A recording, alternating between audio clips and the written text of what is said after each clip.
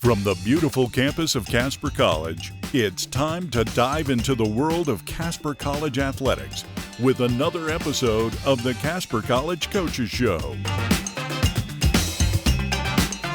Now here's your host, Phil Kohler. Welcome fans to the Casper College Coaches Show. I'm your host, Phil Kohler, as always joined by the men's basketball coach here at Casper College, Tom Park. Coach, welcome. Thank you for having me. Appreciate it. Hey, finally you guys get to kick off. Last Wednesday, you guys go down to Western Nebraska. You guys come away with an 80-76 win. Tough to play on the road. Opening game of the season. Give us a couple of takeaways from that game. Yeah, I mean, first game for a lot of guys in college. Obviously, my first game, coaching for Casper College. And it's a tough place to play. I mean, the Palace is traditionally, over decades, has been one of the toughest places probably to play in the country. And so, for us, it was a great opportunity to open on the road, kind of see what our guys were made of. It was an ugly game on both sides, I think, for them and for us. But to come out on top, and to find a way to win. The game went back and forth a lot. I can't remember how many ties and lead changes were there, but it was double digits.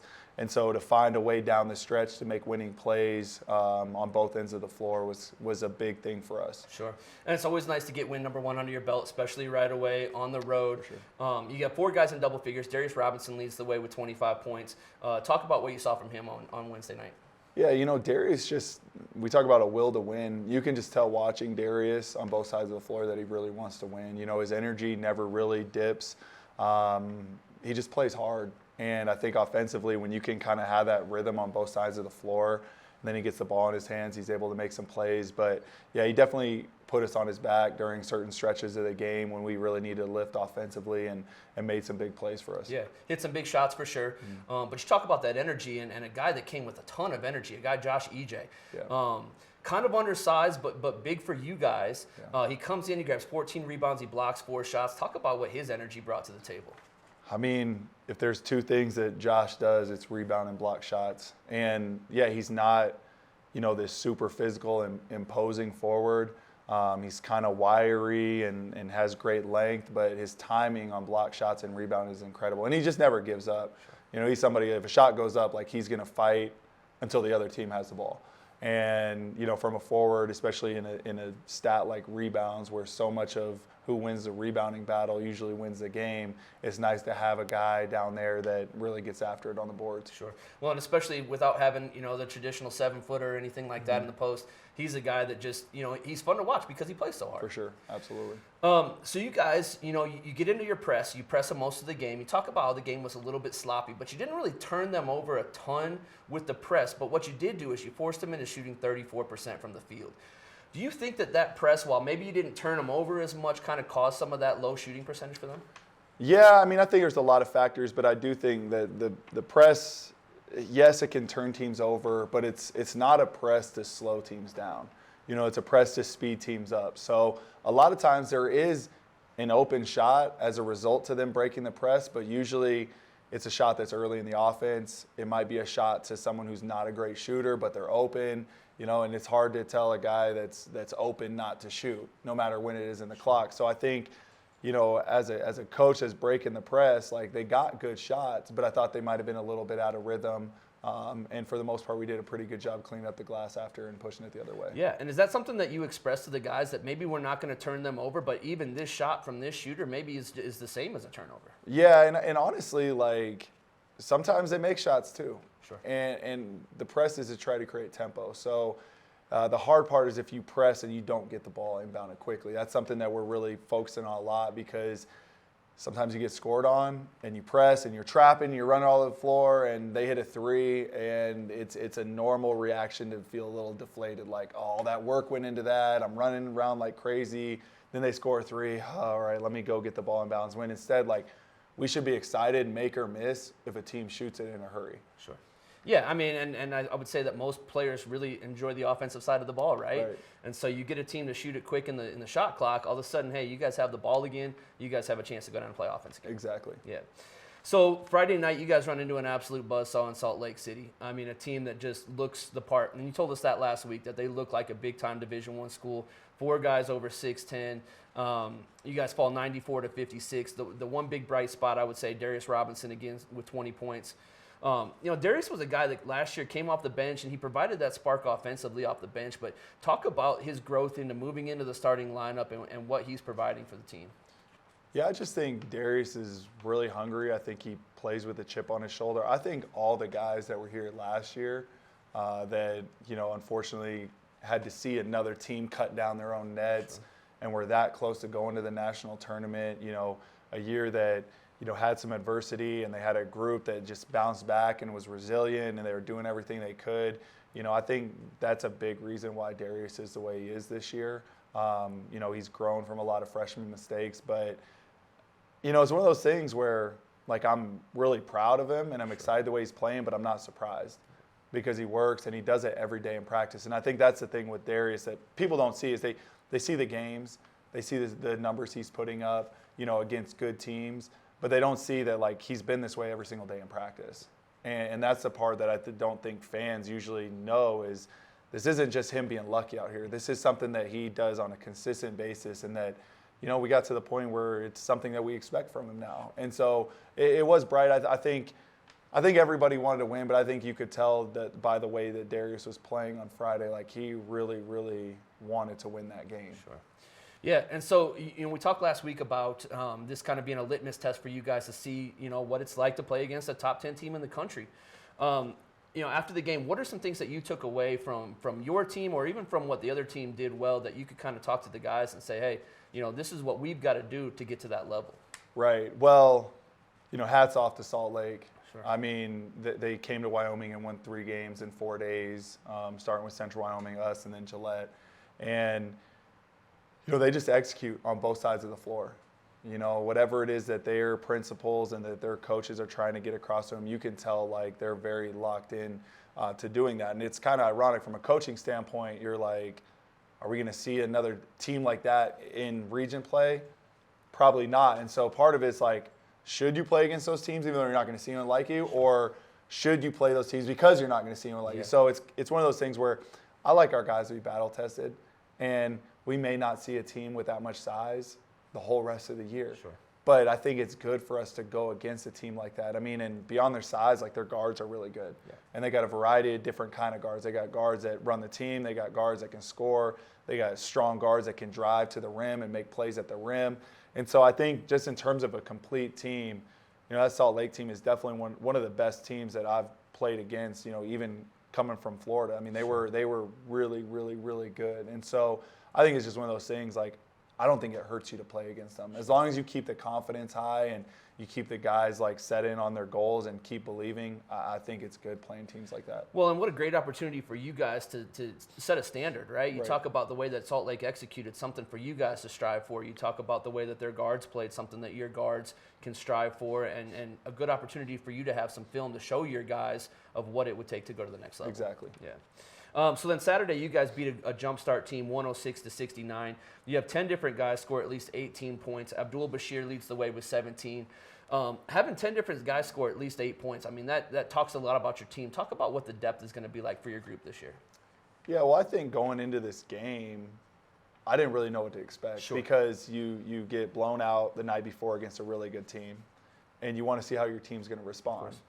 But then you're playing against a team that is not near as talented as us. They're a group of guys out of high school, out of college that just love to play basketball, and they're traveling around to all these junior colleges and playing a game and most likely, for the most part, getting beat, but they just love the game. And so this was a game where we could have came out and played some one-on-one basketball and probably still won handily, except it was really good. You talk about, all those guys that scored, over 8 points. We did that because we moved the ball. Right. And there was plenty of times where guys passed up good shots for great shots. And I think for us to do that against a team where we didn't have to, I think showed a step in the right direction. It would have been easier to come out and just play selfish basketball and, hey, I can take this guy, he can't guard me. And again, probably still have a good result from it. But I think we did a lot of good things offensively. Our pace was better. We made the extra pass. I just thought we played a lot more together on the offensive end, which was really good to see. Sure. You guys shoot 52% from three, which 52% from three is difficult to do against air, let alone against another team. How much of that is good shooters? How much of it is, like you said, with the ball movement and finding the open guy? I think it was both having the guys that are good shooters take the right shots, and then also the guys that maybe aren't as good as shooters taking the right threes. There's just because, Abdul might come down early in the clock or Darius come down early in the clock and, take a three, 5 seconds of the clock, and that may be a pretty good shot for them, but it doesn't mean it's a great shot for everybody. But I think it's a factor of taking the right shots and also moving the ball. Sure. So you guys, you think about the hammer and the nail analogy. You guys are the nail on Friday night. You become the hammer on Saturday. What were some takeaways between the two games and the way that you guys played, and what are you looking for in a difference between those two? Right. Well, I think the biggest thing is the two ends of the spectrum. Sure. I think Friday we kind of got out of what we wanted to do based on worrying about the result. And what I mean by that is we got out of the press.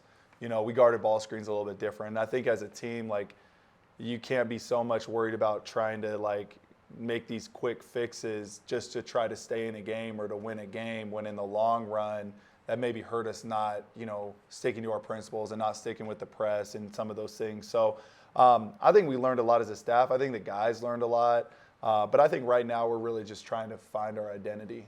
Sure. I think that we kind of need to narrow down a few components of our game and the things we've been working on and really try to hammer those things home, because right now I think we're trying to be good at a lot of things versus focusing on trying to be great at two things and making teams adjust and making teams have, whether it's playing fast in the press, making teams have to focus on those areas and kind of being at peace with just being solid or okay in some of the areas. As long as we have an identity, as long as we are great at a few things, I think that's more important than being average at a lot of things, is being great at a few things. Sure. And what a perfect time to do that when you guys now are going on the road to play in a little tournament where you've got 3 games in 3 days. How important is it for you to have that opportunity to, maybe a game doesn't go your way one night, but then you're back at it again the next night? Yeah, I mean, that's the beautiful part about this year. It's usually on the schedule there's a game the next day, sure. And we play a few different times where we play 3 games in 3 days. And part of that was to try to set us up for a spot, down the stretch in the region tournament where we've already had these Thursday, Friday, Saturday games that we've had to win to keep moving on. So I think it'll be good. And like you said, I mean, you don't win Thursday, you got Friday. Sure. There's always opportunity. But I think so many times this time of year it's hard because you want to start on the right foot, you want to have a good record, but at the end of the day, the most important thing is to grow and to learn and to improve. And you can win a lot of games and not improve and not learn and grow. And I think down the stretch, when you start talking into February and March, it's going to cost you versus every day trying to really improve. So, as much as Yavapai and Community Christian and CSI, they're all going to play a little bit different.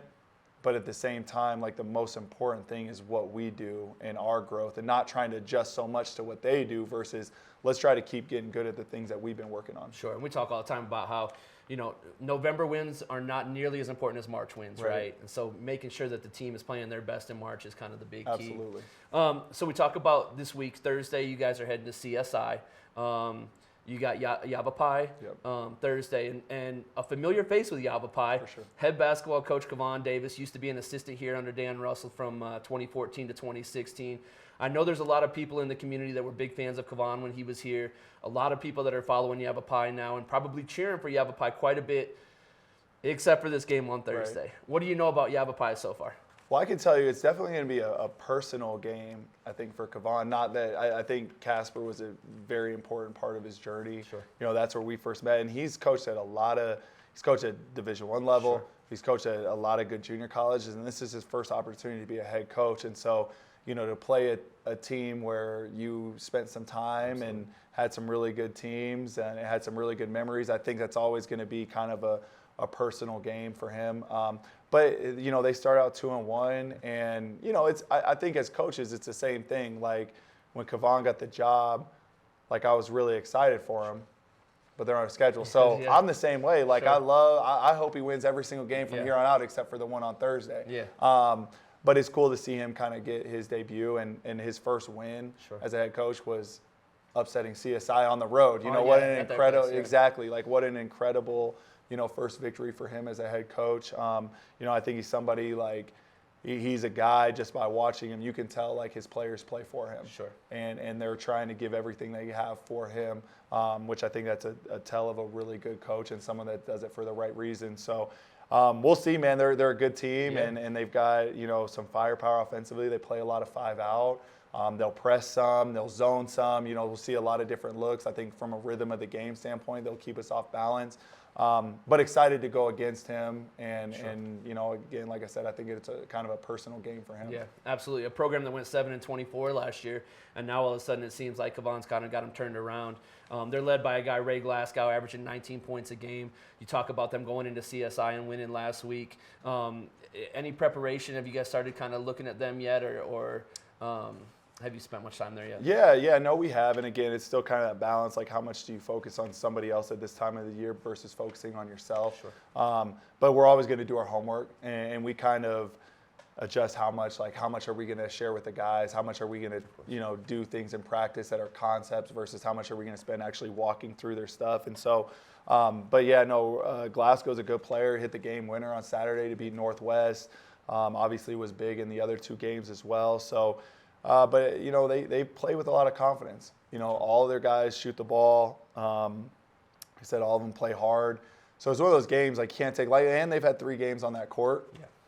Our guys haven't had any. So it's a little bit more familiar there. But it is a neutral court, and I love playing on neutral courts because I think you really get a feel for like where your team's at, because your energy within your own team on a neutral court is a big, factor on whether you win or lose, because there's no one in that gym cheering for either team. Absolutely. So that's all you got. Yeah, and you're going to see that in Region 9 where you're going to have going on the road and you're not going to have anybody there to support you. And so you're going to get that opportunity again Friday night against Community Christian College. I know we kind of spoke a little bit. Don't know much about them. Anything on that Friday night? They're the only Division I junior college in California. Okay. So it is a NJCA Division I game. And so it'll be a good test. I think you see these scores around the country, and you see one team beating somebody similar to us, but even, one team beating somebody by 30 and then losing by 30 the next game. There's just a lot that teams are trying to figure out right now. Yeah. And so it'll be good. We'll get to see them one time live, on Thursday before we play them on Friday. So that'll be good just to get a live scout on them. And, we'll do our homework and watch our film, but it's kind of like, the progression so far this week has been like Monday, I don't care what Yavapai does. I don't care what CSI does. We have to focus on the things that we saw on film.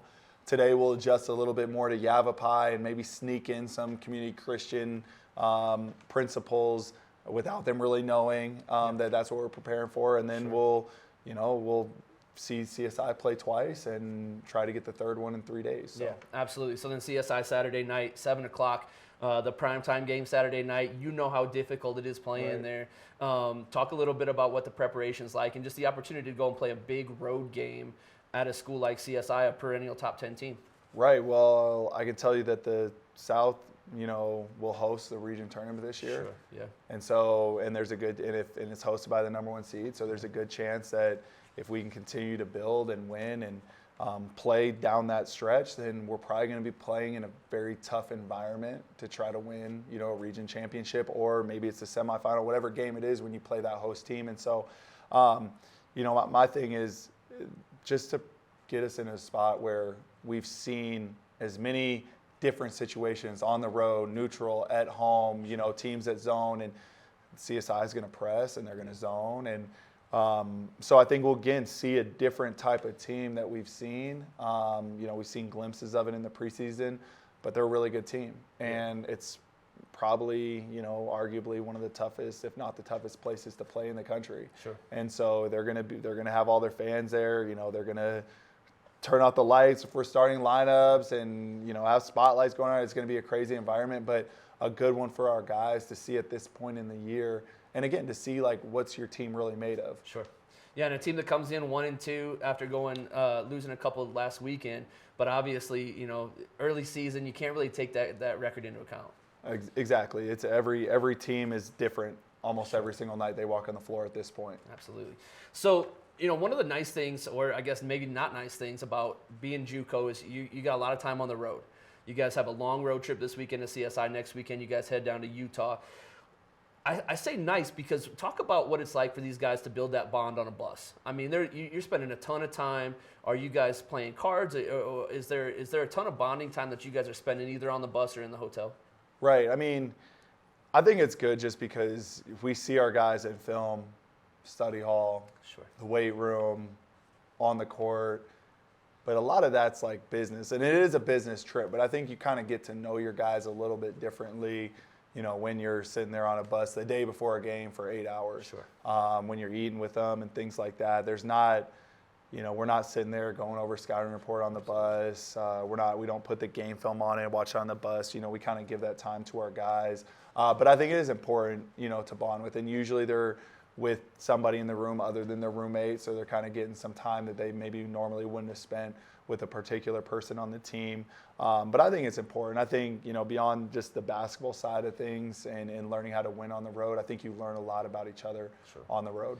So you personally, as an 8-hour bus ride coming up, are you a movie guy? Are you a film guy? Are you a book? Like what's your go-to on the bus? I got to mix it up. Yeah. I can't just sit there. It's hard for me to sleep just knowing that I got all this time and I don't have to drive. So usually it's a mix of music, you know, maybe a little bit of film, you know, responding to some emails. You know, it's a lot of different things that really go into it because, you know, and it's my philosophy when I'm here is like if one of our players needs something, we drop what we do and we go do it. Okay. So if someone walks in my office and says, hey, coach, you know, can we go shoot? I'm going to stop whatever I'm doing and I'm going to go shoot with them. So a lot of times, like that time on the bus is a good time for me to knock out some of those housekeeping items, catch up on emails, you know, some of the things that maybe I can't get to during the course of the day because in our jobs, something always comes up. There's always something that comes up. There's always a challenge or an obstacle that you wake up on Monday morning and you think you're going to get these 3 things done and you walk in your office and you were like, oh, nope, I guess we're not doing that today. So, you know, I try to take advantage of the road and get some work done as well. Absolutely. Well, hey, Coach, good luck this week. Thursday, Yavapai from CSI. Friday, Community Christian College, 3 o'clock from CSI. And then Saturday night, 7 o'clock from CSI against CSI. Couple of big games this weekend. Hopefully next week we're back here talking about a couple of wins. Absolutely. All right, Coach, good luck. Fans, remember, as always, shoot for the stars because even if you miss, there's always a chance for an offensive rebound. Thanks for joining us.